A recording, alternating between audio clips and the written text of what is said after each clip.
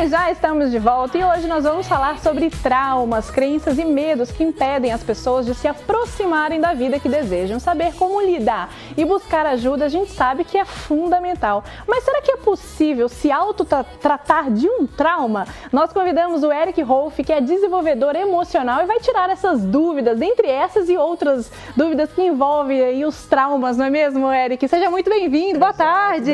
Muito obrigado pelo convite, é um prazer estar aqui com vocês hoje. Que demais, Eric. Agora explica pra gente aquela pergunta infalível. Como que a gente pode aprender a controlar essa liberdade emocional?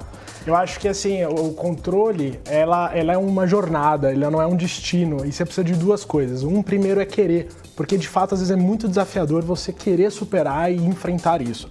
E depois é você buscar ferramentas, técnicas ou caminhos para poder de fato aplicar e ressignificar internamente. Então quanto mais você progride nisso, mais você se aproxima da sua liberdade emocional. Mas, Eric, como que a gente pode buscar na raiz de uma situação que eu digo que ocasionou esse trauma? Como que a gente pode buscar, pegar mesmo na ferida? É uma ótima pergunta, em verdade eu sou suspeito a dizer porque eu trabalho com a hipnose e eu sei que já veio aqui também no programa um tempo atrás e é uma das formas, não é a única, que você pode rastrear em que momento da vida um trauma surgiu e atrapalha a sua vida. Eu gosto de definir trauma como uma situação onde a pessoa se vê sem recursos de lidar com aquilo. Como a gente falou da leitura, talvez, eu passei por isso, eu tinha dificuldade de leitura e aos meus colegas, ao rirem de mim por eu ler, aquilo pode ter se tornado um trauma e pode ser trabalhado também.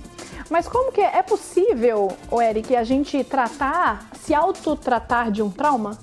Nós mesmos? Isso é uma ótima pergunta também, porque assim, em verdade, as pessoas não sabem disso. Mas sim, é possível desde que você tenha as técnicas e as ferramentas certas para que você possa acessar a memória emocional desse trauma e com isso trabalhar trazendo maior qualidade de vida para sua vida. Eu venho desenvolvendo isso em mim e ensinando também os meus clientes e outras pessoas para que elas busquem alcançar a liberdade emocional delas. E, Eric, uma dúvida, o trauma ele pode ser relacionado com a fobia também? As pessoas que têm fobia, por exemplo, de dirigir, ele pode ser relacionado? Sim, em verdade, toda fobia é um trauma. Agora, nem todo trauma é uma fobia. É uma fobia, perfeito. Olha! Porque o trauma ele sempre vai levar a um mecanismo de defesa e proteção. Alguns ansiedade, medo, estresse ou a reação fóbica, que é você querer, de fato, não ter contato nenhum com aquilo que te choca, para tentar evitar e proteger a pessoa. Infelizmente, o nosso cérebro, querendo nos ajudar, acaba causando sintomas e mecanismos de proteção que mais fazem mal do que de fato ajudam. E Eric, o trauma, mesmo com o tratamento, ele pode ser esquecido? Eu não diria esquecido, mas tratado e superado emocionalmente, porque a memória, a lembrança, ela vai continuar existindo. O que a gente consegue trabalhar é desvincular a carga emocional associada àquele trauma para você ter uma melhor qualidade de vida. Entendi. Nós recebemos algumas mensagens aqui, algumas dúvidas dos nossos telespectadores, Fantástico, Eric. A Michele, ela tá no YouTube? Tá no telão? A Michele, a gente recebeu aqui, tem o sentimento, ela veio do YouTube, ela tá assistindo a gente no YouTube, tem os sentimentos de incapacidade e dificuldade de criar conteúdo no trabalho. Pode ser uma ansiedade ou pode estar relacionado à síndrome de Burnout? Burnout. Bom, a síndrome de burnout é quando realmente a pessoa está tão focada ali no trabalho que ela se desgasta e burn, né, queima de fato toda a sua capacidade. A crença de incapacidade, ela de fato prejudica e ela pode causar uma ansiedade. Pode ser ligado a um exagero na preocupação de alcançar um nível de perfeição muito alto. Isso faz com que você crie uma ansiedade de querer agradar ou um medo de ser rejeitado ou criticada, impedindo o fluxo criativo e a disciplina para, de fato, executar a criação de conteúdo. Tem como ser trabalhado uma vez que você diminui esses pilares de importância para que você entenda que o importante é a criação e não o julgamento ou talvez a qualidade final, mas sim a execução como um todo. Uau, que demais! Que aula, hein, Eric? Que demais! Nós temos mais perguntas? A Rafaela Ramos de Limeira, um beijo para Limeira. Quais atividades eu posso fazer para melhorar a minha saúde mental? Ótima pergunta. Existem vários níveis. Você pode começar de fato com questões de meditação, isso ajuda muito, já cientificamente comprovado. Você pode fazer psicoterapias, você pode também buscar através de programas de desenvolvimento cuidar mais de si. Né? Então, por exemplo, hoje em dia, não sei, pode fazer merchan aqui? Merchan? Pode? Tá liberado? Hoje em dia eu venho trabalhando com o conceito de liberdade emocional que ensina de fato pessoas a auto-aplicarem, por exemplo, a hipnose clínica para terem uma transformação. Então esse é um dos caminhos que você pode ter para desenvolver. Então assim, é lógico que a gente tem que considerar a qualidade do sono, qualidade de alimentação, pessoas com quem você se relaciona, ambientes que você frequenta, porque tudo isso vai de alguma forma influenciar a sua saúde mental. Uau, que demais. Nós temos mais dúvidas? Se tiver, estou à No disposição. nosso telão, Wilson! Hoje os homens estão fortes aqui, hein? Ter afinidade com a pessoa é o mesmo que se apegar a ela? Eu não consideraria isso porque a afinidade é um nível de conexão onde você normalmente consegue também se afastar sem uma dependência, uma coligação. O apego ele já é um estado onde você está tão conectado que você cria uma dependência e ao afastar você sente falta, carência, vazio. Então isso já é um ponto a ser olhado com mais cuidado e carinho para de fato tratar. Nós temos mais dúvidas? Ai, que demais, Eric. Feliz em poder contribuir. É, a Cláudia de Rio Claro, como distinguir apego de amor? Uau, falar de amor é sempre muito complexo e profundo, né? Profundo. É bem profundo. A questão é que assim, o apego ele está muito mais ligado ao egoísmo, aquela busca de querer só por você.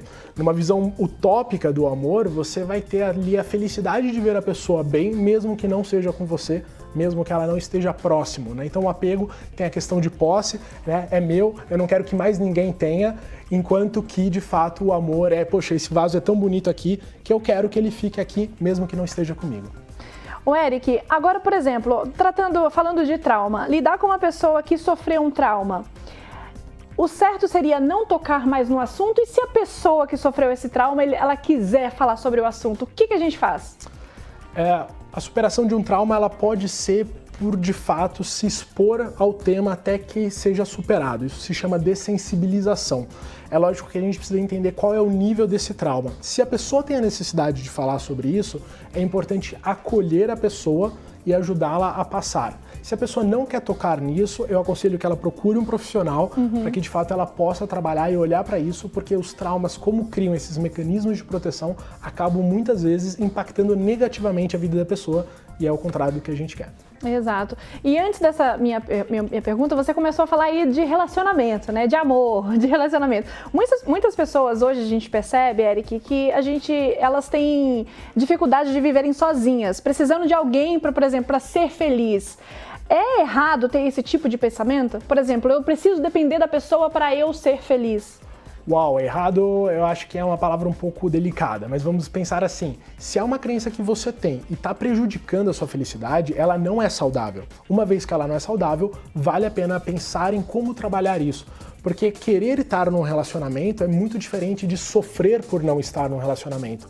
Então isso, indo contra o seu propósito de ser feliz, sim, eu consideraria errado. E a hipnose, Eric? Ela é uma forma de poder ajudar o paciente traumático?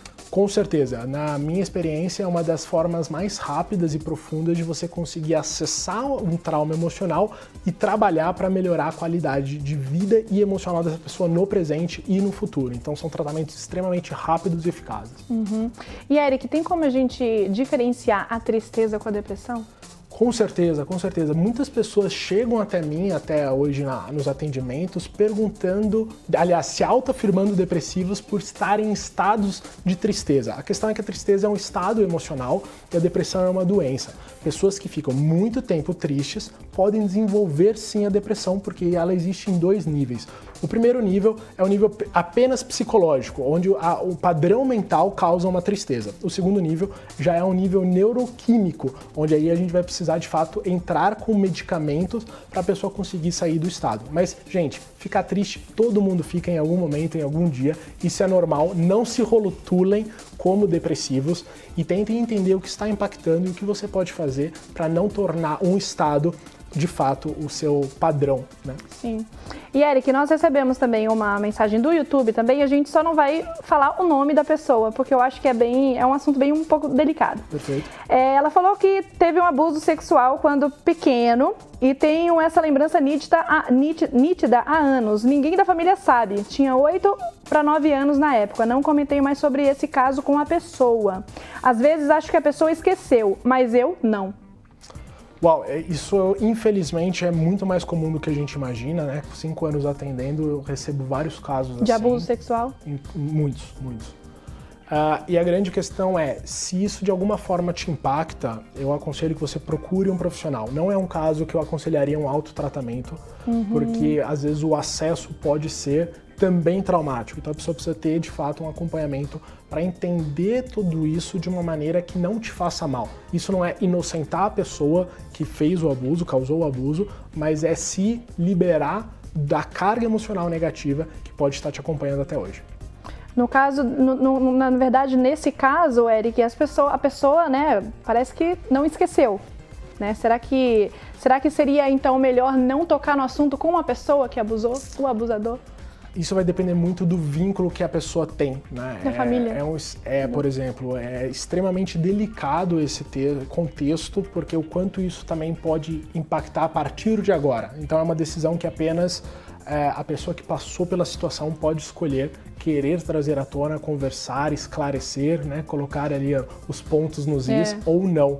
Mas o conselho de fato é que busque um tratamento emocional caso esse histórico de abuso esteja te prejudicando até hoje. Até hoje. Eric, muitíssimo obrigada. Poxa, eu fiquei muito feliz. É um assunto é um assunto muito sério, mas a gente precisa retomar tudo isso. Muito obrigada pela sua presença. Viu? É uma aula que a gente teve aqui. Imagina. Muito obrigada, viu? Ótima semana para você. Obrigado, gente. Até mais.